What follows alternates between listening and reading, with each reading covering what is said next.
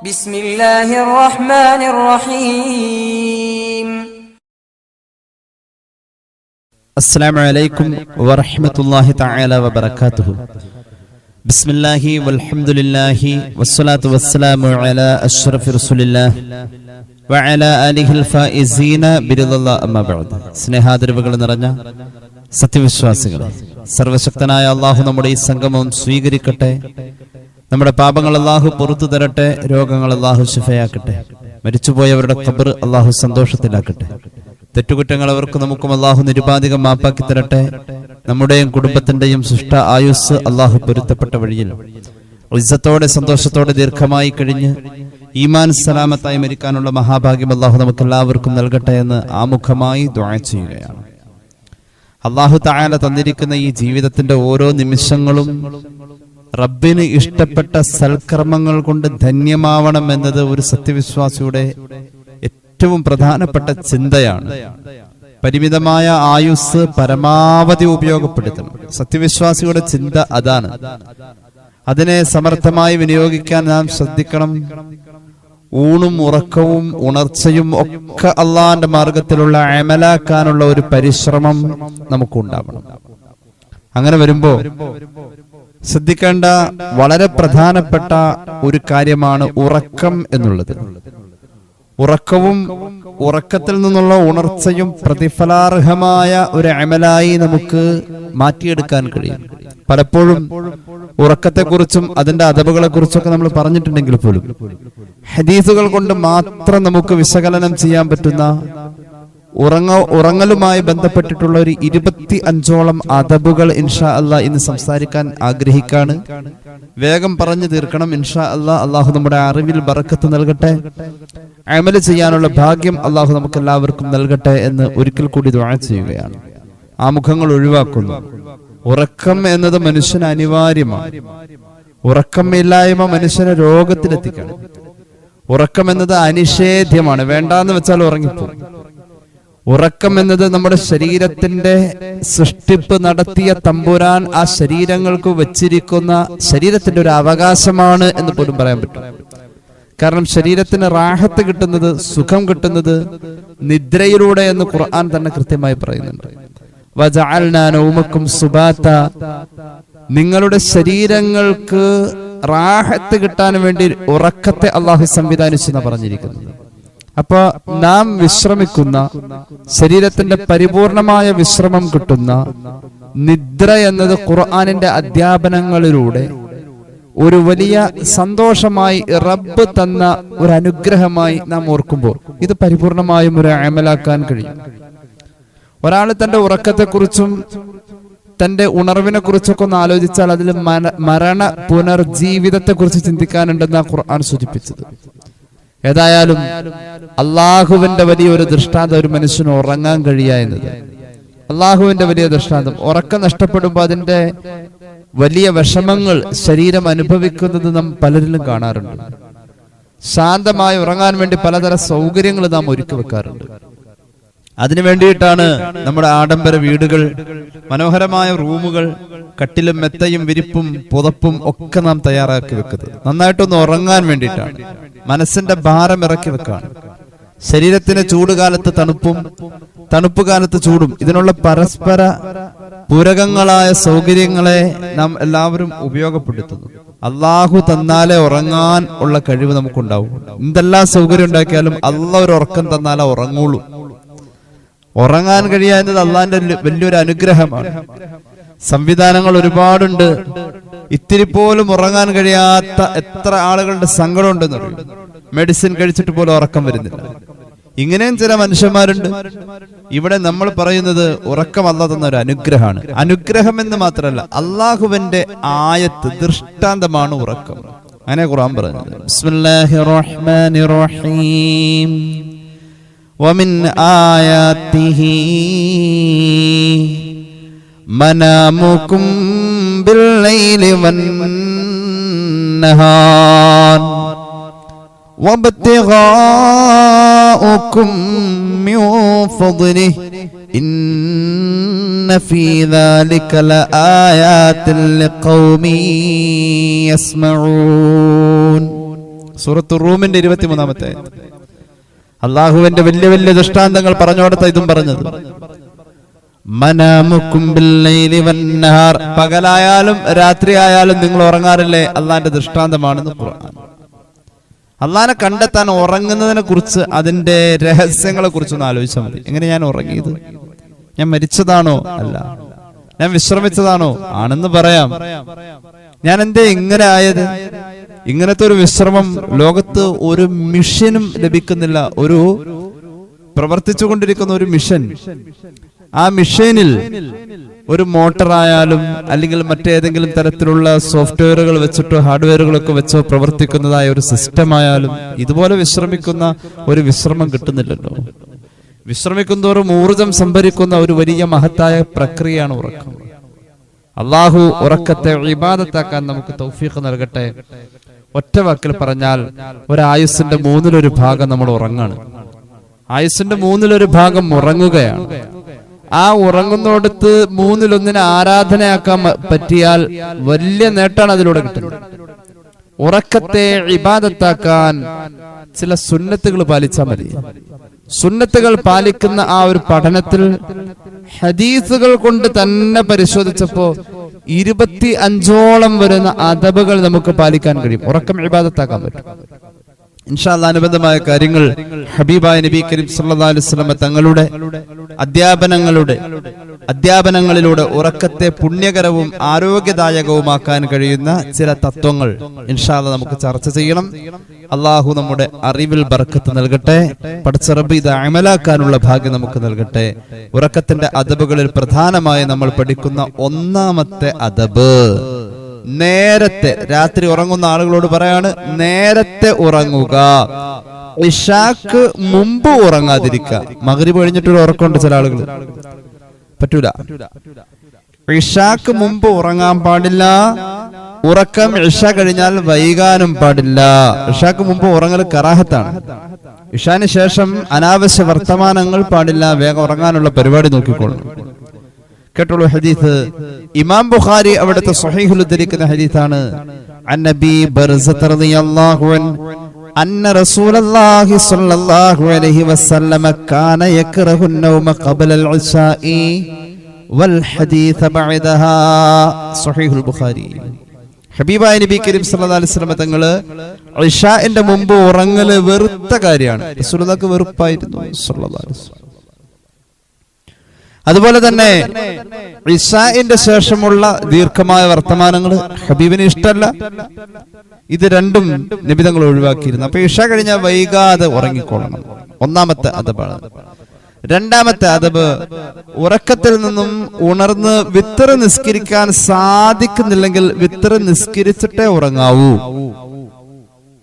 ചില ആളുകൾ തഹജ്ജുദ് നിസ്കാരത്തിന്റെ ശേഷം വിത്തർ നിസ്കരിക്കുന്നുണ്ട്. ഒരു പക്ഷേ ഞാൻ ഇന്ന് കിടന്ന് തഹജ്ജുദും പോവും വിത്തറും പോവും എന്നൊക്കെ ഉള്ളൊരു കണ്ടീഷനാണെന്ന് വെച്ചു.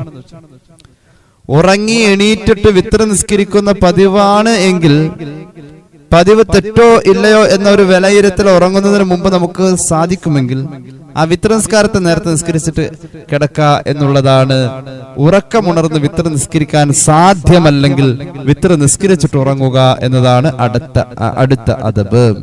കാരണം അത് ഫിഖ്ഹിൽ കൃത്യമായി പറഞ്ഞിട്ടുണ്ട്.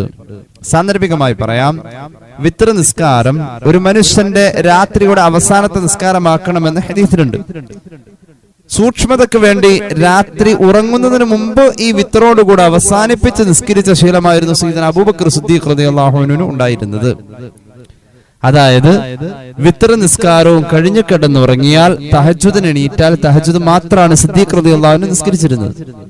എന്നാൽ ഉമർ റളിയല്ലാഹു അൻഹു നേരെ തിരിച്ചായിരുന്നു. തഹജ്ജുദ് കഴിഞ്ഞിട്ട് വിത്തർ കൊണ്ട് രാവിന്റെ നിസ്കാരത്തെ അവസാനിപ്പിച്ചു. അതായത് വിത്തർ തഹജ്ജുദിന് ശേഷം നിസ്കരിച്ചിരുന്നു സയ്യിദുനാ ഉമർ റളിയല്ലാഹു അൻഹു. ഇത് രണ്ടും നബി തങ്ങൾ അംഗീകരിച്ചാണ്. നമ്മുടെ ഇടയിൽ എങ്ങനെയുണ്ട്? ആളുകൾ ഈ രണ്ടും ചെയ്യുന്നവരുണ്ട്. ഇതിനെ ജംഅ് ചെയ്തുകൊണ്ട് ഇതിനെ രണ്ടിനെയും സമന്വയിപ്പിച്ചുകൊണ്ട് ഫിഖ്ഹിൽ പറയുന്ന ഒരു ചർച്ച, ഒരാൾ വിത്തർ നിസ്കരിക്കണമെങ്കിൽ 3ഓ 5ഓ ഒക്കെ നിസ്കരിക്കാലോ. ഒന്ന് പതിവായി കൊണ്ടെടുക്കരുത്. ഒന്ന് പതിവായി മാത്രം ഒരക്കാലത്ത് മാത്രമേ പതിവായി നിസ്കരിക്കുക. ആ സ്വഭാവം പാടില്ല. ഖിലാഫുൽ ഔല പതിവായി ചെയ്യൽ പാടില്ലാത്ത. ഒന്നാവാൻ പാടില്ല. ഒരു പ്രാവശ്യമൊക്കെ നിസ്കരിക്കാമെന്നല്ലാതെ പതിവായി ഒന്നേ നിസ്കരിക്കൂ എന്നുള്ള സ്വഭാവം ഉണ്ട്. അത് മാറ്റണം. അത് മൂന്നെങ്കിലും ആക്കണം. 3, 5, 7 ഒക്കെ നിസ്കരിക്കാം. അങ്ങനെ വരുമ്പോ 3 റക്അത്ത് നിസ്കരിക്കുന്ന ആളാണ് വിത്ർ. ഒരു ഉദാഹരണം, 2 റക്അത്ത് ഇഷ കഴിഞ്ഞിട്ട്, ഇഷയുടെ ശേഷമുള്ള സുന്നത്തും കഴിഞ്ഞിട്ട് ആ 2 റക്അത്ത് നിസ്കരിക്കാം.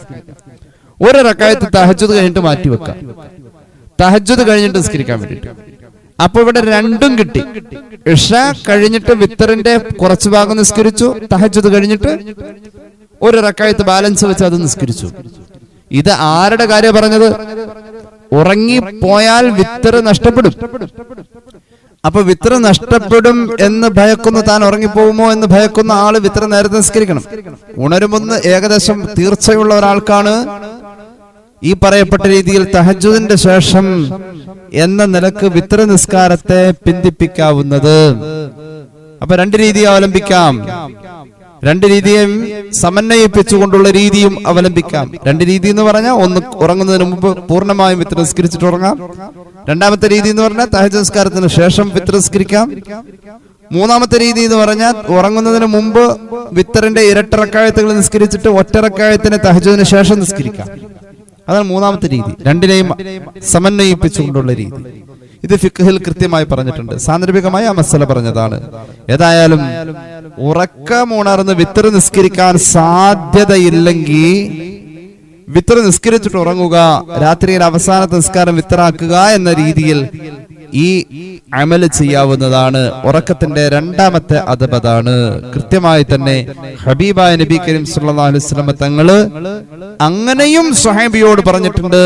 മഹാനായ അബൂ ഹുറൈറ റളിയല്ലാഹു അൻഹുവിനോട് റസൂലുള്ളാഹി വസിയത്ത് ചെയ്തത് സല്ലല്ലാഹു അലൈഹി വസല്ലം 3 കാര്യം വസിയത്ത് ചെയ്തു. എല്ലാ മാസവും 3 ദിവസം നോമ്പ് പിടിക്കണം എന്ന് വസിയത്ത് ചെയ്തു. അതുപോലെ തന്നെ ദുഹാ നിസ്കാരം മുടക്കരുത് എന്ന് വസിയത്ത് ചെയ്തു. 3ാമത് വസിയത്ത് ചെയ്തത് ഉറങ്ങുന്നതിന് മുമ്പ് വിത്ർ നിസ്കരിച്ച് തീർത്തിട്ട് ഉറങ്ങണമെന്ന് വസിയത്ത് ചെയ്തു. സ്വഹീഹ് മുസ്ലിമിലെ ഹദീസ് കാണാം. അപ്പൊ ഉറങ്ങിപ്പോയാൽ വിത്ർ തഹജ്ജുദിന് ശേഷം നിസ്കരിക്കാൻ കിട്ടൂല. ഒന്നുകിൽ സമയം കിട്ടില്ല, അല്ലെങ്കിൽ തഹജ്ജുദ് തന്നെ കിട്ടൂല. അമ്മാതിരി ക്ഷീണമൊക്കെ തോന്നാണെങ്കിൽ വിത്രൊക്കെ നേരത്തെ ക്ലോസ് ചെയ്തേക്കണം. വിത്ർ നേരത്തെ നിസ്കരിച്ച് പൂർത്തിയാക്കിയേക്കണം. 2ാമത്തെ അദബ് അതാണ്. കുറച്ച് സുദീർഘമായി പോയി വിവരിക്കുന്നു. 3ാമത്തെ അദബ് വസിയത്തുകൾ വല്ലതും ഉണ്ടെങ്കിൽ അത് എഴുതി വെക്കണം. നമുക്ക് ബാധ്യത ഉണ്ടെങ്കിൽ ആരോടും പറയൂല. ചില ആളുകൾ ബാധ്യത ഇങ്ങനെ ഉള്ളിൽ കൊണ്ടുനടക്കും. അത് പാടില്ല. ബാധ്യതകൾ ഉണ്ട് എങ്കിൽ ആ മനുഷ്യൻ ഒരു രാവിനപ്പുറത്തേക്ക് അത് എഴുതി വെക്കാതെ പോകാൻ പാടില്ല. എല്ലാ രാത്രിയും അവന്റെ തലയണയുടെ അടിയിൽ അവന്റെ ബാധ്യത ഉണ്ടായിരിക്കണം. അറ്റ്ലീസ്റ്റ് അവന്റെ ഭാര്യയോടെങ്കിലും പറഞ്ഞു വെച്ചേക്കണം. കേട്ടോളൂ, ഹദീസ് കേട്ടോളൂ. ഹബീബായ നബി തങ്ങൾ പഠിപ്പിച്ചു. സ്വഹീഹുൽ ബുഖാരി അൻ അബ്ദുല്ലാഹി ഇബ്നു ഉമർ റളിയല്ലാഹു അൻഹുമാ ഖാല റസൂലുള്ളാഹി സ്വല്ലല്ലാഹു അലൈഹി വസല്ലം മാ ഹഖ്ഖു ഇംറിഇൻ മുസ്ലിമിൻ ലഹു ശൈഉൻ യൂസി ഫീഹി യബീതു ലൈലതൈനി ഇല്ലാ വവസിയതുഹു മക്തൂബത്തുൻ ഇൻദഹു. സ്വഹീഹുൽ ബുഖാരി. എന്താ പറഞ്ഞത്? പുണ്യ നബി പഠിപ്പിച്ചു സല്ലല്ലാഹു അലൈഹി വസല്ലം, വസിയത്ത് ചെയ്യേണ്ടതായ കാര്യമുള്ള ഒരു മുസ്ലിമായ വ്യക്തി, തനിക്കൊരു ബാധ്യതയുണ്ട്, അല്ലെങ്കിൽ ആരോടെങ്കിലും പറഞ്ഞേൽപ്പിക്കേണ്ടതായ എന്തെങ്കിലും കാര്യമുണ്ട്, നേരം വെളുത്തിട്ട് പറയാന്ന് വെച്ചതാ. അങ്ങനെയുള്ള കാര്യങ്ങൾ വസിയത്തായി ചെയ്യേണ്ടതായ കാര്യമുള്ള മുസ്ലിമായ വ്യക്തി തന്റെ വസിയത്തുകൾ എഴുതി വെക്കാതെ ഒരു രാത്രിക്കപ്പുറം 1-ലധികം രാത്രികൾ കഴിഞ്ഞുകൂടാൻ അയാൾക്ക് എന്ത് അവകാശമാവുള്ളത്? പറ്റൂല. സയ്യിദുനാ റസൂലുള്ളാഹി സ്വല്ലല്ലാഹു അലൈഹി വസല്ലം വസിയത്ത് എഴുതി വെക്കണം. 3ാമത്തെ അദബ് അതാണ്. 4ാമത്തെ അദബ് വിളക്കുകൾ അണയ്ക്കണം, പാത്രം മൂടി വെക്കണം, വാതിലടയ്ക്കണം. ഇതൊക്കെ പഠിപ്പിച്ചു. വിളക്കെന്ന് പറഞ്ഞാൽ എന്താ അതിനർത്ഥം? തീയ കത്തിച്ചിരുന്ന അങ്ങനത്തെ ഒരു അവസ്ഥ ഉണ്ട്. തീയ കത്തിച്ചിരുന്നു. എങ്ങനെ? പഴയ കാലത്ത് കറണ്ട് സൗകര്യം ഇല്ലാത്തപ്പോ വിളക്കുകളായിരുന്നു. ഇപ്പൊ പുതിയ സിസ്റ്റം ഒക്കെ വന്നിട്ടുണ്ട്. നല്ല തണുപ്പുള്ള പ്രദേശത്തേക്ക് റിസോർട്ടുകളിലൊക്കെ പോയി റൂം എടുക്കാം. എന്നിട്ട് ബെഡ്റൂമിന്റെ ഒരു സൈഡിൽ ഇങ്ങനെ വിറക് കൂട്ടിയിട്ട് കത്തിക്കുന്ന രീതിയിൽ ചൂട് കാഞ്ഞ് കിടക്കാം. പാടില്ല. തീയ് കത്തുന്ന രീതിയിലുള്ള ഒരു സംവിധാനം നമ്മുടെ തൊട്ടടുത്ത് ഉറങ്ങുന്നതുമായി ബന്ധപ്പെട്ട് ഉണ്ടെങ്കിൽ ആ തീ അണച്ചേ പറ്റുന്ന മുത്തുനബി സല്ലല്ലാഹു അലൈഹി വസല്ലം തങ്ങൾ ആ വിഷയത്തിൽ കർശനമായി പറഞ്ഞിട്ടുണ്ട്. വിളക്കണക്കണം. ആ കൂട്ടത്തിൽ പറയാം, സഹോദരിമാരൊക്കെ നമ്മുടെ അടുക്കളയിലെ ഗ്യാസ് സിലിണ്ടറിൽ നിന്നും ഗ്യാസ് പരിപൂർണമായും ഓഫ് ചെയ്ത് വെക്കണം. അത് ഗ്യാസ് സ്റ്റൗവിൽ മാത്രം ഓഫ് ചെയ്തപ്പോൾ താഴെ സിലിണ്ടറിൽ നിന്നും വരുന്നതും ബ്ലോക്ക് ചെയ്ത് വെക്കണം. തീ അണയ്ക്കുക എന്നുള്ള പരിഗണന തന്നെയാണത്. വിളക്ക് അണയ്ക്കുക, അടുപ്പിൽ തീ ഉണ്ടെങ്കിൽ അത് അണച്ചിട്ടേ കിടക്കാവൂ. പാത്രങ്ങൾ മൂടി വെക്കണം. പാത്രങ്ങൾ ഇതെന്താ, രാത്രി തിന്ന പാത്രം മുഴുവനും, ഭക്ഷണം കഴിച്ച പാത്രം മുഴുവനും കൊണ്ടുവന്ന് സിങ്കിൽ ഇങ്ങനെ കൂട്ടിയിടാം. എന്നിട്ട് നേരം വെളുത്തിട്ട് എല്ലാം കൂടി ഒരു കഴുകല്, രാത്രി ഇങ്ങനെ പാത്രം കഴുകാതെ കൂട്ടിയിടാം. പാടില്ല, ബർക്കത്ത് കേടാണത്. ഹബീബായ നബി തങ്ങൾ പറഞ്ഞത് പാത്രങ്ങൾ മൂടി വെക്കേണ്ട പാത്രങ്ങൾ മൂടി തന്നെ വെക്കണം, അല്ലെങ്കിൽ കമഴ്ത്തി വെക്കണം. അല്ലെങ്കിലോ ഹബീബായ നബി തങ്ങൾ പറഞ്ഞു, എന്തെങ്കിലും ഒരു സാധനം അതിന്റെ മുകളിലെങ്കിലും എടുത്തു വെക്കണം.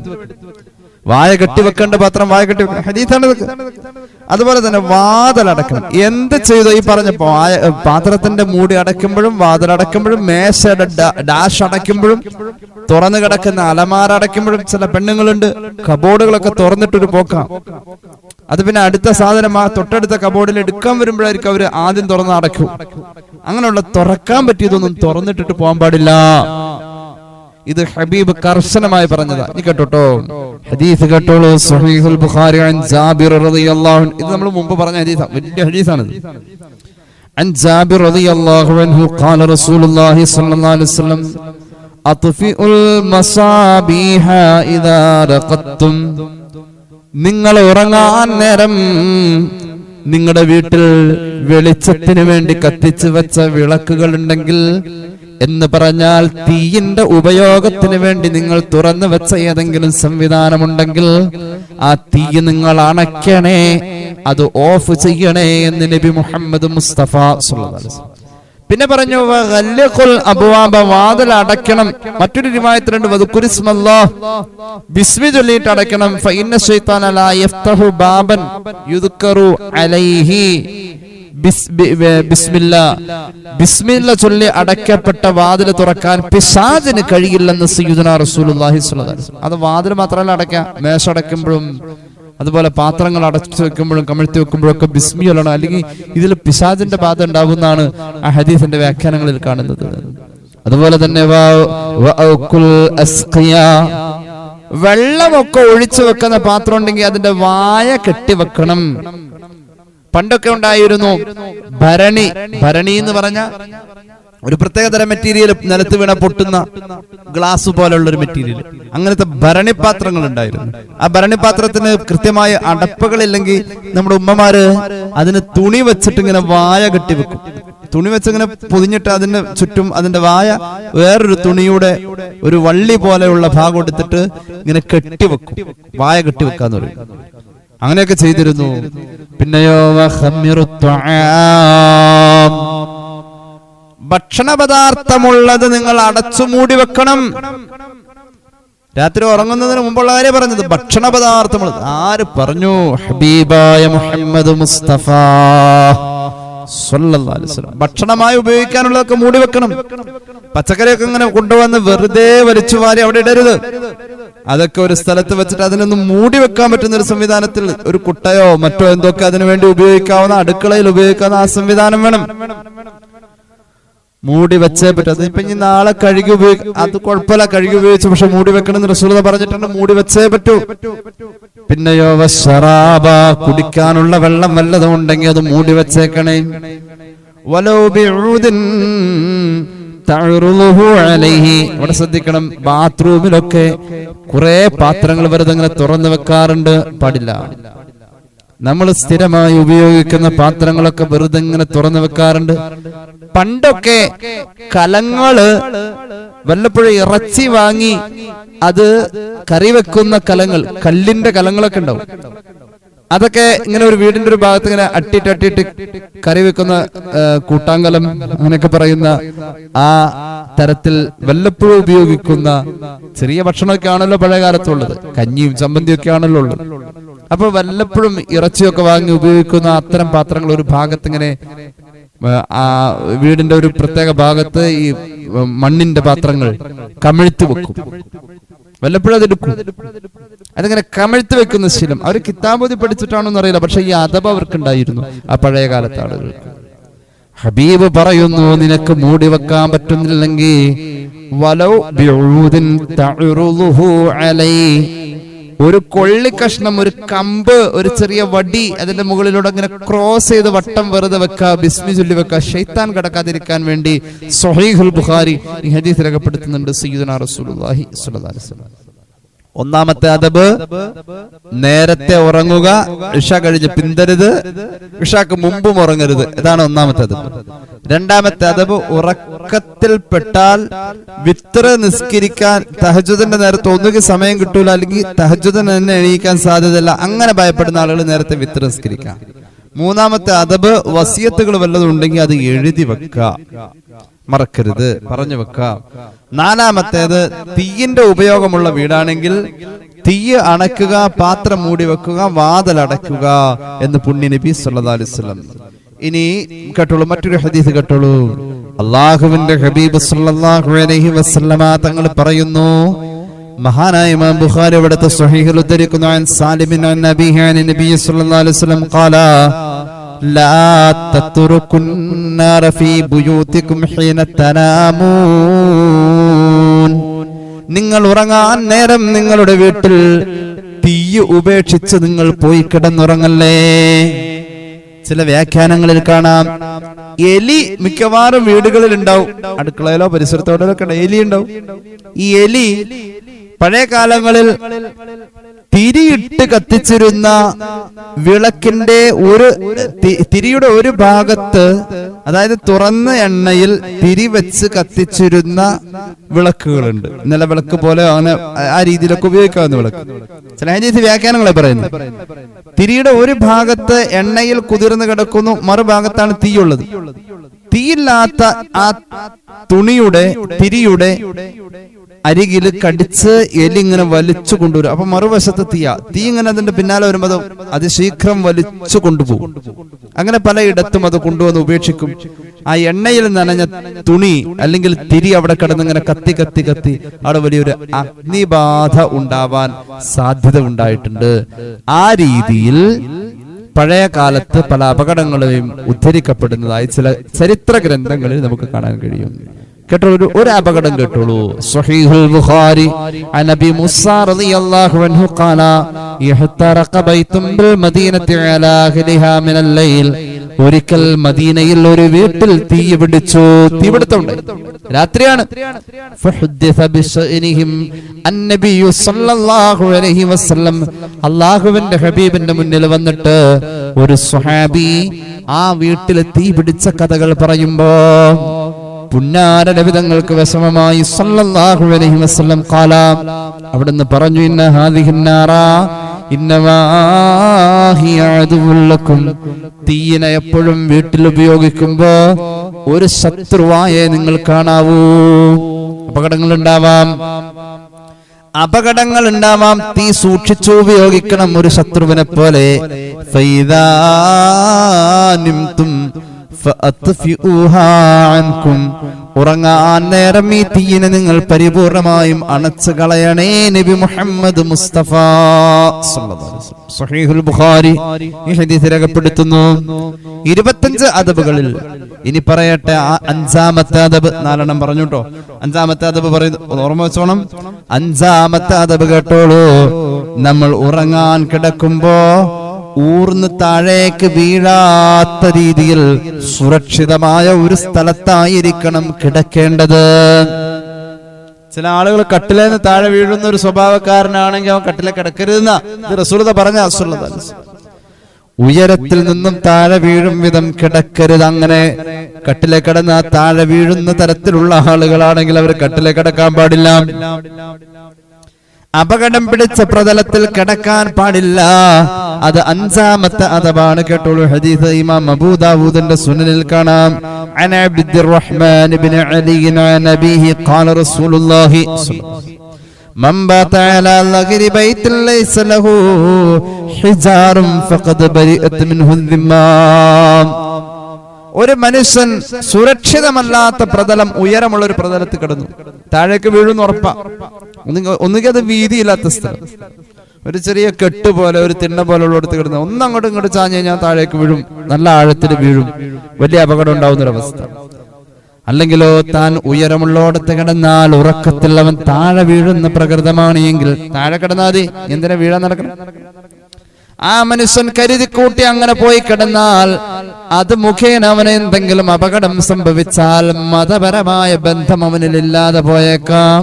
കാരണം ഇത് മതം കൃത്യമായി അവനെ നിർദ്ദേശിച്ചിട്ടുള്ള കാര്യമാണെന്ന് സയ്യിദുനാ റസൂലുള്ളാഹി സ്വല്ലല്ലാഹു അലൈഹി വസല്ലം. അപ്പൊ നമ്മുടെ ശരീരത്തെ ആപത്തിൽപ്പെടുത്തുന്നത് അള്ളാഹുവിന്റെ ദീനിൽ വളരെയധികം വിരോധിച്ചിട്ടുള്ള കാര്യമാണ്. നമ്മുടെ ശരീരത്തെ നമ്മൾ ആപത്തിൽപ്പെടുത്തുക എന്നത് അള്ളാഹിന്റെ ദീനിൽ തടഞ്ഞിട്ടുള്ള കാര്യമാണ്. നമ്മൾ ആപത്തിൽപ്പെടുത്താൻ പോകേണ്ട കാര്യമില്ലല്ലോ. ഉയരമുള്ള സുരക്ഷിതമല്ലാത്ത പ്രതലത്തിൽ കിടക്കാനേ പാടില്ല. സുരക്ഷിതമായ പ്രതലത്തിൽ അവൻ കിടക്കാവും. ഒരു ഉദാഹരണം കൂടി പറയാം. കാല് ഇളകുന്ന കട്ടിലാണ് ഒരാളോ രണ്ടാളോ കിടന്നാൽ അത് ഒടിഞ്ഞ് താഴെ വീണ വലിയ അപകടമുണ്ടോ? അങ്ങനെയുള്ള കട്ടില് മാറ്റിയിട്ടേക്കണം, അതിൽ കിടക്കരുതെന്നാ പറഞ്ഞത്. ഉറങ്ങുന്നതിന്റെ ആറാമത്തെ അതപ്പാണ് ഇനി പറയാൻ പോകുന്നത്. 5 പറഞ്ഞു. ആറാമത്തേത്, ഉറങ്ങുന്നതിന് മുമ്പ് കയ്യ് വായ കഴുകുക. ഉറങ്ങുന്നതിന് മുമ്പ് പല്ലേക്കണമെന്നുണ്ട്, ഒതു കൊടുക്കണമെന്നുണ്ട്, അത് ഉറപ്പാണ്. അത് പറയുന്നുണ്ട്. അത് അറ്റ്ലീസ്റ്റ് കയ്യിൽ എന്തെങ്കിലും ഉണ്ട്, വൃത്തികെട്ട സാധനങ്ങളോ അല്ലെങ്കിൽ എന്തെങ്കിലും ഉണ്ട്, കൈ കഴുകണം. പ്രത്യേകിച്ച് നോട്ട് എണ്ണിയിട്ടുണ്ടെങ്കിൽ കൈ കഴുകണം എന്നാ. അത് ഹദീസിൽ പറഞ്ഞോളണമെന്നല്ല. നോട്ട്, നമ്മൾ ഉപയോഗിക്കുന്ന ക്യാഷ് ഏതെല്ലാം സ്ഥലങ്ങളിലൂടെ പോയി വരുന്നതാണിത്. കൊറോണ വന്നപ്പോ കുറെ കൈ കഴുകുന്ന പരിപാടിയൊക്കെ പറയപ്പെട്ടോടത്ത് ഇത് നമ്മൾ കുറച്ചൊക്കെ അന്ന് ശ്രദ്ധിച്ചിരുന്നു. ഈ നോട്ട് എന്ന് പറയുന്നത് കൈകൊണ്ട് തൊട്ട് കുട്ടികളെയൊക്കെ സ്പർശിക്കാം, ഭക്ഷണം കഴിക്കാം, അതിനൊന്നും നമുക്ക് യാതൊരുവിധ ശ്രദ്ധയുമില്ല. അതിൽ ധാരാളം അണുക്കൾ ഉണ്ടാവും, പല രോഗാണുക്കളും അതിലുണ്ട്. അത് ഒരുപാട് വൃത്തിയില്ലാത്ത ഇടങ്ങളിൽ നിന്നും വന്നതാ. അതിന്റെ മൂല്യത്തിന് ആർക്കും തർക്കമല്ല, മൂല്യത്തിന് വലിയ വിലയൊക്കെ ഉള്ളതാ. 500ന്റെ നോട്ട് എന്ന് പറഞ്ഞാൽ അത് 500 തന്നെ, പക്ഷെ അത് കൈകൊണ്ട് സ്പർശിക്കുമ്പോൾ ഒരു 500 രോഗാണുക്കൾ ഉണ്ടാവാം. അതുകൊണ്ട് നോട്ടുകൾ നിരന്തരം കൈകൊണ്ട് പെരുമാറുന്നുവെങ്കിൽ ആ കൈ വെച്ചിട്ട് ഭക്ഷണം കഴിക്കാനോ, ആ കൈ വെച്ചിട്ട് എന്തെങ്കിലും കുറിച്ച് തിന്നാന്ന് പറയും, കുറിച്ച് തിന്ന, കപ്പലണ്ടി പോലെയുള്ളതൊക്കെ കുറിച്ച് തിന്ന, അതിനോ അല്ലെങ്കിൽ കൊച്ചുമക്കളെ തൊട, അങ്ങനെയുള്ളതിനൊന്നും പോകരുത്. കൈ കഴുകണം നന്നായി നോട്ട് ഉപയോഗിക്കുന്നവർ. ഇനി നമ്മുടെ കൈക്ക് വൃത്തിയില്ലാത്ത ഏതെങ്കിലും ഒരു സാധനം നമ്മൾ ഉപയോഗിച്ചു, അറ്റ്ലീസ്റ്റ് നമ്മൾ എന്തെങ്കിലും എണ്ണമഴക്കമുള്ള സാധനങ്ങൾ ഉപയോഗിച്ചു. ഹബീബായ നബി തങ്ങൾ പറഞ്ഞത് കൈ കഴുകണമെന്നാ. ഉറങ്ങുന്നതിന് മുമ്പും കഴുകണം, ഉറങ്ങി എണീറ്റാലും കഴുകണം. ഒളു എന്ന് പറയുന്ന ഒരു സംവിധാനം ഉറങ്ങുന്നതിന് മുമ്പ് സുന്നത്തുണ്ട് കേട്ടോ. അത് വരുമ്പോ ഇതൊക്കെ ശരിയാവും. ഇനി ഒളു എടുത്ത ശേഷമാണ് ഒരാൾ കയ്യിൽ എന്തെങ്കിലും എണ്ണ പുരളുന്ന രീതിയിലുള്ള സാധനം സ്പർശിച്ചതെങ്കിലും അവൻ അതിനായെങ്കിലും കഴുകണം. ഏതായാലും ഉറങ്ങുന്നതിന് മുമ്പ് കയ്യ് വായ കഴുകല് പ്രത്യേക സുന്നത്താണ്. ഇമാം അബൂദാവൂദിന്റെ സുന്നനിൽ ഒരു ഹദീസിൽ കേട്ടോളൂ.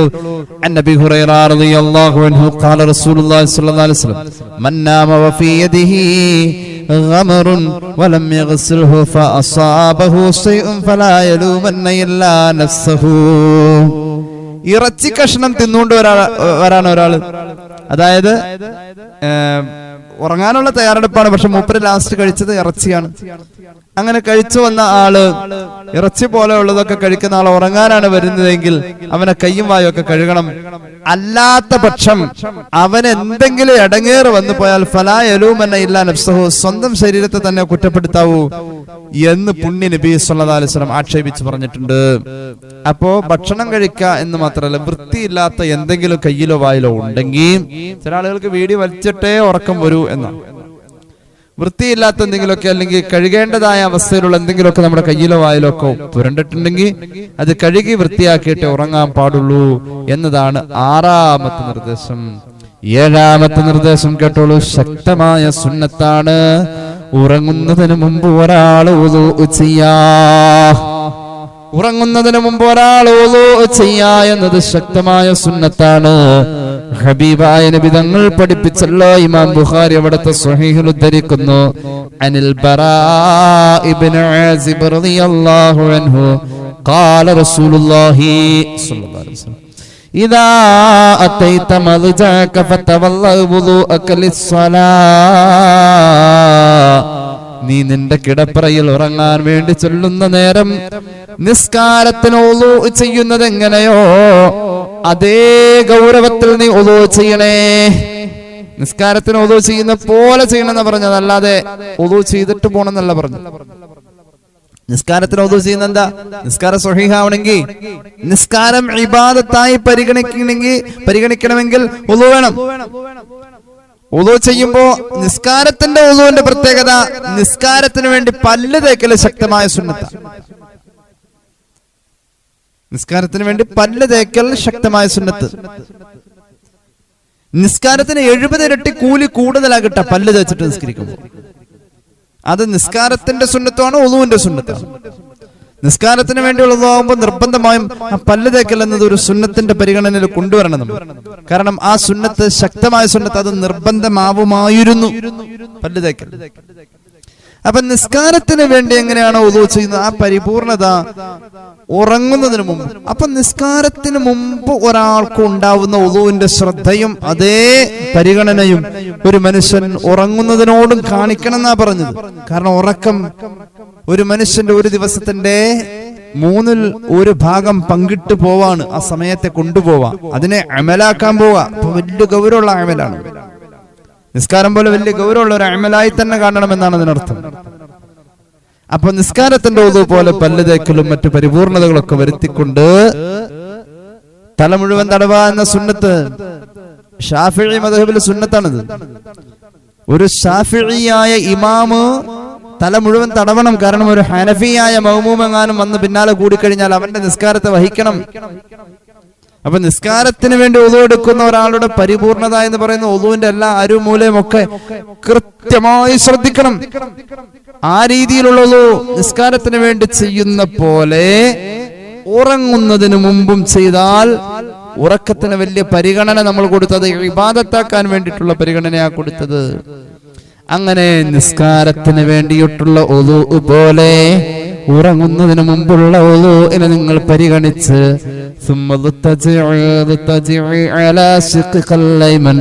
വലം ഭാഗം ചെരിഞ്ഞും മുഖം കിബിലക്ക് കാണത്തക്ക രീതിയിൽ കിടക്കാ. സയ്യിദുനാ റസൂലുള്ളാഹി സ്വല്ലല്ലാഹു അലൈഹി വസല്ലം അങ്ങനെ പരമാവധി കിടക്കണം.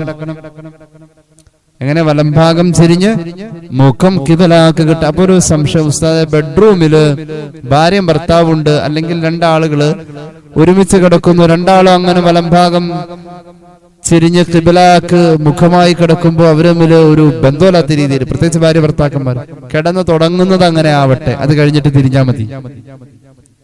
ആ സുന്നത്ത് നഷ്ടപ്പെടില്ല. കിടന്ന് തുടങ്ങാനാ പറഞ്ഞത്, അത് കഴിഞ്ഞ് തിരിഞ്ഞോ ഭാര്യയും ഭർത്താവാണെങ്കിൽ, അപ്പൊ ആ സുന്നത്ത് നഷ്ടപ്പെടുന്നതല്ല. ഫിഖ്ഹിന്റെ ഒരു അധ്യാപനമാണ് ഇത് ഇപ്പൊ പറഞ്ഞത്. എന്ത്? ഒരാൾക്ക് ജനാബത്ത് ഉണ്ട് എങ്കിൽ പോലും ഉറങ്ങാൻ നേരം അവന് ഉളൂ സുന്നത്താണ് എന്ന് മാത്രല്ല, ജനാബത്തുള്ള ആള് ഉളൂ എടുത്തിട്ടേ ഉറങ്ങാവൂ, അല്ലെങ്കിൽ അവനോട് മലക്ക് അടുക്കുകയില്ലെന്ന് നബി മുഹമ്മദ് മുസ്തഫ സല്ലല്ലാഹു അലൈഹി വസല്ലം. ജനാബത്തുകാരൻ ഉളൂ ഇല്ലാതെ കിടന്നുറങ്ങുമ്പോൾ അവനോട് മലക്ക് അടുക്കൂല. കാഫിറിന്റെ ശവത്തോട് മലക്ക് അടുക്കാത്ത പോലെ കുങ്കുമം ശരീരത്തിൽ ചാർത്തിയ പൂജാരിയോട് മലക്ക് അടുക്കാത്ത പോലെ. അങ്ങനെ ഹദീസിലുള്ളത്. 3 വിഭാഗത്തോട് മലക്ക് അടുക്കൂല. ഒന്ന്, കുങ്കുമം ശരീരത്തിൽ ചായം പോലെ പൂശിയ പൂജാരിയോട് അള്ളാന്റെ മലക്ക് അടുക്കൂല. അതുപോലെ തന്നെ ഒരു കാഫിറായ ശവത്തോട് മലക്ക് അടുക്കൂല. ജനാബത്തുകാരന്റെ നേരെയും മലക്ക് അടുക്കൂല. ഇല്ല അയ്യത്തവല്ല, അവൻ ഉളൂ ചെയ്താൽ മലക്ക് അടുത്തോളും. അപ്പൊ ജനാബത്തുള്ള ഒരാൾക്ക് ഉളൂ പ്രത്യേകം സുന്നത്താണ്. ജനാബത്താണേലും ഉളൂ എടുത്തിട്ടേ കിടക്കാവൂ. അപ്പൊ ഉളൂ എടുത്ത് ശീലിക്കാവൂ ഉറങ്ങാൻ നേരം. മരിക്കാനല്ലേ പോണത്, ഉറക്കമെന്നൊരു ചെറിയ മരണം, അപ്പൊ നമ്മൾ ഉളൂ ഉണ്ടാവണം.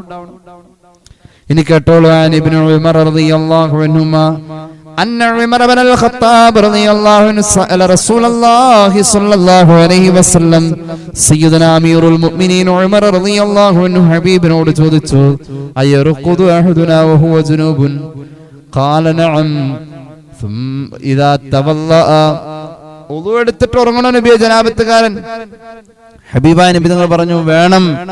ഇദാ തവല്ല അഹദുക്കും ഫലയർഖുദ് വഹുവ ജുനുബ്, ജനാബത്താണ് ആണെന്ന സ്ഥിതിയിൽ പോലും ഉളു ഒഴിവാക്കേണ്ടതില്ല. ഉറങ്ങാൻ പോകുന്നവൻ ഉളു എടുത്ത് തന്നെ പോവട്ടെ എന്ന് പരിശുദ്ധ റസൂൽ സല്ലല്ലാഹു അലൈഹി വസല്ലം. അപ്പോൾ ഉറങ്ങുന്നതിന് മുമ്പ് ഉളു ചെയ്യുക, അത് ജനാബത്താണേൽ പോലും ഉളു ചെയ്യുക. ഇവിടെ എടുത്തു പറയട്ടെ, ഹൈലുകാരികളായ സഹോദരിമാർ ഉളു ചെയ്യാൻ പാടില്ല. ഹൈലിന്റെ അവസ്ഥയിൽ പെണ്ണ് ഉളു ചെയ്യാൻ പാടില്ല. ഹൈലിന്റെ അവസ്ഥയിൽ പെണ്ണ് ഉളു ചെയ്യേണ്ടതില്ല, പാടില്ല. നിഫാസിന്റെ അവസ്ഥയിലും പാടില്ല. പാടില്ല എന്നാ, ചെയ്യണ്ടെന്നല്ല, ചെയ്യാൻ പാടില്ല. ജനാബത്തുകാർക്കാണ് ഉളുവിന്റെ കാര്യം പറഞ്ഞിട്ടുള്ളൂ. ഹൈലുകാരി ഉളു എടുക്കാൻ പാടില്ല. ഹൈലുള്ളപ്പോ ഉറങ്ങാൻ തന്നെയല്ല, ഹൈലുള്ളപ്പോ ഉളു എടുക്കണ്ട, ഉളു എടുക്കാൻ പാടില്ല. ഇനി കേട്ടോളൂ, 8ാമത്തെ അദബ്, ഉറങ്ങുന്നതിന് മുമ്പ് വിരിപ്പ് വൃത്തിയാക്കുക. ഉറങ്ങുന്നതിന് മുമ്പ് കിടക്കുന്ന വിരിപ്പ് അറ്റ്ലീസ്റ്റ് ആ തലയണ ഒന്ന് പൊക്കിയിട്ട് താഴേക്കെങ്കിലും ഇടണം. പുതയ്ക്കാൻ കൊണ്ടുവന്നിരിക്കുന്ന വിരിപ്പ് തട്ടിക്കൊടഞ്ഞിടണം. ഈ തട്ടിക്കൊടയാൻ പുതപ്പില്ലാത്ത ബെഡിലേക്കാവും പോകുന്നെങ്കിൽ ഉടുത്ത മുണ്ടിന്റെ കോന്തല കൊണ്ടെങ്കിലും ആ ബെഡിൽ ഒന്ന് തട്ടി ആ സുന്നത്തെടുക്കണമെന്ന സയ്യിദുനാ റസൂലുള്ളാഹി. 8ാമത്തെ അദബ് കേട്ടോളൂ, ഉറങ്ങുന്നതിന് മുമ്പ് വിരിപ്പ് വൃത്തിയാക്കുക. അന്നബി ഹുറൈറ റളിയല്ലാഹു അൻഹു അന്ന റസൂലുള്ളാഹി സ്വല്ലല്ലാഹു അലൈഹി വസല്ലം ഖാല, സഹീഹുൽ ബുഖാരി ഈ ഹദീസ് രേഖപ്പെടുത്തുന്നുണ്ട്, ഇദാ വാ അഹദുകും ഇലാ ഫിറാസിഹി ഫൽയഖുദ് ദാഖിലത ഇസാരിഹി ഫൽയൻഫുദ് ബിഹാ ഫിറാസുഹു വൽഇസ്മില്ലാഹ ഫഇന്നഹു ലാ യഅലം മാ ഖൽഫഹു ബഅദഹു അലാ ഫിറാസിഹി ഫഇദാ അറാദ അൻ യൽതജിഅ ഫൽയൽതജിഅ അലാ ശിഖ്ഹിൽ അയ്മനി സയ്യിദുനാ റസൂലുള്ളാഹി. ഞാൻ നേരത്തെ പറഞ്ഞ പോലെ ഉടുമുണ്ടിന്റെ കോന്തല കൊണ്ടെങ്കിലോ ചുരിദാറിന്റെ ഷാള് കൊണ്ടെങ്കിലോ ആ കിടപ്പറയിലെ ബെഡൊന്ന് തട്ടിക്കൊടയിൽ സുന്നത്ത കൂലി കിട്ടുന്നാ പറഞ്ഞത്. എല്ലാ രാത്രിയും ചെയ്യണം. എന്റെ പൊന്നു ഉസ്താദെ, ഞാനത് അലക്കി തേച്ച് കൊണ്ടുവന്നിട്ട് ആയിക്കോട്ടെ, എന്നാലും ഒന്ന് തട്ടിക്കൊടയല് സുന്നത്ത്. അറ്റ്ലീസ്റ്റ് തലയണൊന്ന് പൊക്കിയിട്ടൊന്ന് താഴേക്കൊന്നുകൂടി വെച്ചോ, ആ തലയണ ഇരുന്നോടത്തൊന്ന് പൊക്കിയിട്ടൊന്ന് വെച്ചോ. ഹബീബായ നബി തങ്ങൾ പറഞ്ഞു, എങ്ങാനും വല്ലതും വന്ന് കൂടിയിട്ടുണ്ടെങ്കിൽ അറിയൂല മോനെ. എന്തെന്ന് മനസ്സിലായില്ലേ? പകലന്ത്യോളമൊക്കെ നമ്മൾ വാതിലൊക്കെ തുറന്നിട്ട് അങ്ങോട്ടും ഇങ്ങോട്ടൊക്കെ പോയി തണുപ്പത്ത് മറ്റവൻ എഴഞ്ഞ് നമ്മുടെ വീടിന്റെ അകത്ത് കയറിയിട്ടുണ്ടാവും. ഒരു പക്ഷേ ബെഡ്റൂമിൽ കയറിയിട്ടുണ്ടാവും. പടച്ചോൻ കാക്കട്ടെ, അങ്ങനെയൊക്കെ സംഭവിച്ചിട്ടുണ്ട്. മദീനത്തെ ഒരു വീട്ടിലെ ബെഡ്റൂമിന്റെ അകത്ത് പാമ്പ് കയറിയ കഥ സ്വഹീഹുൽ ബുഖാരിയിലും മറ്റുമൊക്കെ കാണാവുന്നതാണ്, ഹദീസിന്റെ കിതാബുകളിൽ കാണാവുന്നതാണ്. അബൂ സഈദ് അൽ ഖുദ്രി റളിയല്ലാഹു അൻഹു വേദനയോടുകൂടെ ആ കഥ പറയുന്നുണ്ട്. സുദീർഘമായ ഹദീസ്. ഖന്തക്കിന്റെ കിടങ്ങ് കയറുന്ന നേരത്ത് ഒരു സ്വഹാബി പുതിയാപ്പിളയായിരുന്നു. അദ്ദേഹത്തിന്റെ ബെഡ്റൂമിൽ പാമ്പ് കയറി, വലിയ വിഷമുള്ള പാമ്പ്. അതുകൊണ്ട് വിരിപ്പും തലയണയൊക്കെ തട്ടിക്കൊടഞ്ഞ് ഉറങ്ങുന്നതിന്റെ ഏറ്റവും ലാസ്റ്റ് ടൈമിലെങ്കിലും നോക്കണം, ഒരു പഴുതാരയെങ്കിലും അവിടെ വന്നിരുന്നാൽ അത് മതി അപകടത്തിൽപ്പെടുത്താൻ. പേടിപ്പിക്കല്ലോ, വസ്തുത പറയുന്നതാ. സയ്യിദുനാ റസൂലുള്ളാഹി ഫഇന്നഹു ലാ യഅലമു മാ ഖൽഫഹു ബഅദഹു അലാ ഫിറാസിഹി. തന്റെ കിടപ്പറയിൽ താൻ കിടക്കേണ്ടടുത്ത് വല്ലതും വന്നുകൂടിയിട്ടുണ്ടോ എന്ന് അവൻ അറിയില്ലല്ലോ. അതുകൊണ്ട് തട്ടിക്കൊടഞ്ഞോ എന്ന് നബി മുഹമ്മദ് മുസ്തഫ. അത് കഴിഞ്ഞ വലംഭാഗം ചെരിഞ്ഞ് കിടക്കണം. ഏത് ഹദീസിലും കിടക്കുന്നത് വലംഭാഗം ചെരിഞ്ഞ് എന്ന് പ്രത്യേകം പറഞ്ഞിട്ടുണ്ട്. ഇനി കേട്ടോളൂ, 9ാമത്തെ അദബ്, നഗ്നത വെളിവാക്കി കിടക്കാൻ പാടില്ല, തുണിയില്ലാതെ കിടക്കാൻ പാടില്ല. അതുകൊണ്ട് നഗ്നത വെളിവാക്കാൻ പാടില്ല. ചില ആളുകൾ കിടക്കുന്ന കോലത്തിൽ തന്നെ അവന്റെ നഗ്നത വേഗത്തിൽ വെളിവാകാം. ഇമാം മുസ്ലിം അവിടുത്തെ സ്വഹീഹിൽ ഉദ്ധരിക്കുന്ന ഹദീസിൽ കാണാം, അൻ ജാബിർ ഇബ്നു അബ്ദില്ലാഹി റളിയല്ലാഹു അൻഹു ഖാല റസൂലുള്ളാഹി സ്വല്ലല്ലാഹു അലൈഹി വസല്ലം ലാ യസ്തൽഖിയന്ന അഹദുക്കും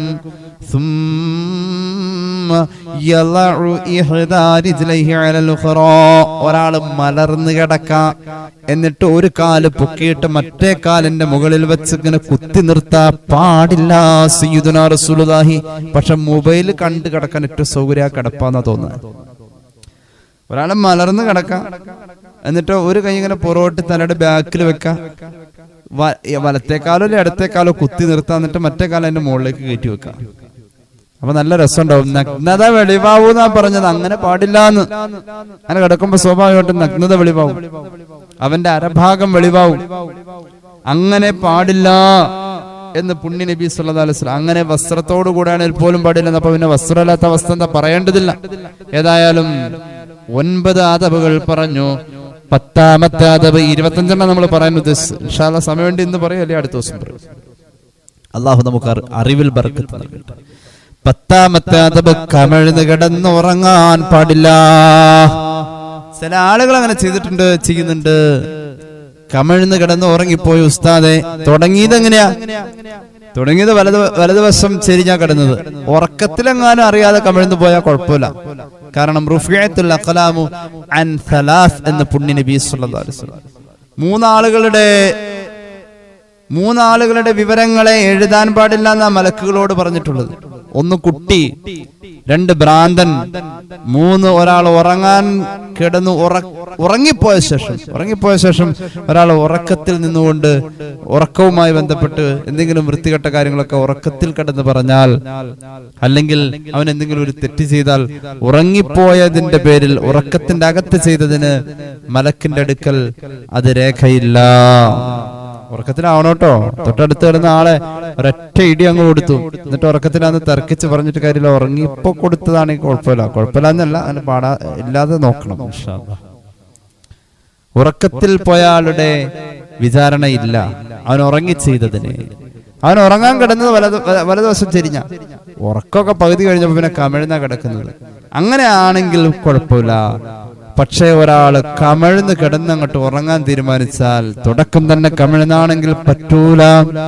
മഹാനായ യഈസ് ഇബ്നു തിഖ്ഫാ റളിയല്ലാഹു അൻഹു, അദ്ദേഹത്തിന്റെ പ്രിയപ്പെട്ട പിതാവ് ഹബീബായ നബി തങ്ങളുടെ പ്രിയ സ്വഹാബിയാണ്. മഹാനായ സ്വഹാബി സുഫത്തിന്റെ അഹ്ലുകാരിൽപ്പെട്ട മഹാന്മാരായ സുഫത്തിന്റെ അഹ്ലുകാരായ സ്വഹാബികളിൽപ്പെട്ട മദീനയിലെ അന്നത്തെ പഠിതാക്കളായ സ്വഹാബികളിൽപ്പെട്ട പ്രമുഖരാണ്. മഹാനവറുകൾ പറയാ, ഒരിക്കൽ ഞാൻ മസ്ജിദുൻ നബവിയിൽ കിടന്നു. ഒരു മസ്ജിദുൻ നബവിയിൽ കിടക്കുന്നത് ഞാൻ കമിഴ്ന്ന് കിടക്കുന്നു. അലാബത്തുനി, വയറിന്റെ മുകളിൽ കിടക്കുന്നു. വയറിന്റെ മുകളിൽ കിടക്കാന്ന് പറഞ്ഞ കമിഴ്ന്ന് കിടക്കുന്നു. ഞാൻ അങ്ങനെ കമിഴ്ന്ന് കിടന്നപ്പോ എന്റെ കാലിൽ ആരോ പതുക്കെ ഇങ്ങനെ ചലിപ്പിക്കുന്നുണ്ട്, തട്ടി വിളിക്കുന്ന പോലെ. ഞാൻ ഉണർന്നു നോക്കുമ്പോൾ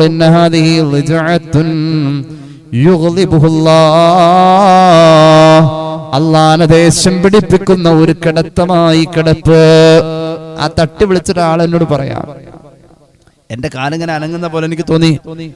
എന്നെ തട്ടി വിളിച്ചിട്ട് അദ്ദേഹം പറയുകയാണ്, അള്ളാഹുവിനെ പ്രകോപിപ്പിക്കുന്ന ഒരു കിടത്തമാണ് മോനെ ഈ കിടത്തം, ഇത് പാടില്ലെന്ന് പറഞ്ഞു. ഞാൻ ആരാണ് പറഞ്ഞതെന്ന് അറിയാൻ വേണ്ടി ഞാൻ ആ മുഖത്തേക്ക് നോക്കുമ്പോൾ റസൂലുള്ളാഹി, അള്ളാന്റെ ഹബീബ് എന്നെ തട്ടി വിളിച്ച് എഴുന്നേൽപ്പിച്ചിട്ട് ഇത് പറഞ്ഞത്.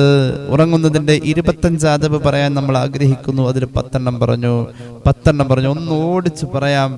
1ാമത്തെ അദബ്, നേരത്തെ ഉറങ്ങുക. ഇശാഇന്റെ മുമ്പ് ഉറങ്ങാൻ പാടില്ല, അത് കറാഹത്താണ്. ഇശാഇന് ശേഷം അനാവശ്യമായ വർത്തമാനങ്ങൾ പറഞ്ഞിരിക്കാതെ വേഗം ഉറങ്ങുക. 1ാമത്തെ അദബ് ഇത്. 2ാമത്തെ അദബ്, ഉറക്കം ഉണർന്നിട്ട് വിത്ർ നിസ്കരിക്കാൻ സാധ്യമാകുന്നില്ല എന്നൊരു കണക്കുകൂട്ടൽ വരുന്നെങ്കിൽ വിത്ർ നേരത്തെ നിസ്കരിച്ചിട്ടേ ഉറങ്ങാവൂ. അതാണ് 2ാമത്തെ അദബ്. 3ാമത്തെ അദബ്, എന്തെങ്കിലും വസിയത്ത് എഴുതി വിൽപത്രം എഴുതി വെക്കേണ്ട വല്ല കേസും ഉണ്ടെങ്കിൽ, എന്തെങ്കിലും ബാധ്യതകളോ മറ്റോ ഉണ്ടെങ്കിൽ, ആരെങ്കിലും കൊണ്ട് പൊരുത്തപ്പെടിക്കാനുണ്ടെങ്കിൽ, അല്ലെങ്കിൽ എന്തെങ്കിലും ഒരാളോട് നിർദ്ദേശിക്കാനുണ്ടെങ്കിൽ, അത്തരം കാര്യങ്ങൾ വസിയത്തായി എഴുതി വെക്കുക ഉറങ്ങുന്നതിന് മുമ്പ്. അതാണ് 3ാമത്തെ അദബ്. 4ാമത്തെ അദബ്, തീയിന്റെ ഉപയോഗമുണ്ട് എങ്കിൽ അത് അണച്ചിട്ട് വേണം ഉറങ്ങാൻ. അതുപോലെ പാത്രം മൂടി വെക്കണം, വെക്കേണ്ടത് കമിഴ്ത്തി വെക്കണം, വാതിലടയ്ക്കണം. ഡോറ് തുറക്കപ്പെടുന്നതെല്ലാം അടച്ചേ പറ്റൂ. അത് കബോർഡാവാം, വാതിലാവാം, മേശയാവാം, അലമാരയാവാം, എല്ലാം അത് അടച്ചിട്ടേ പോവാവൂ. അതാണ് 4ാമത്തെ അദബ്.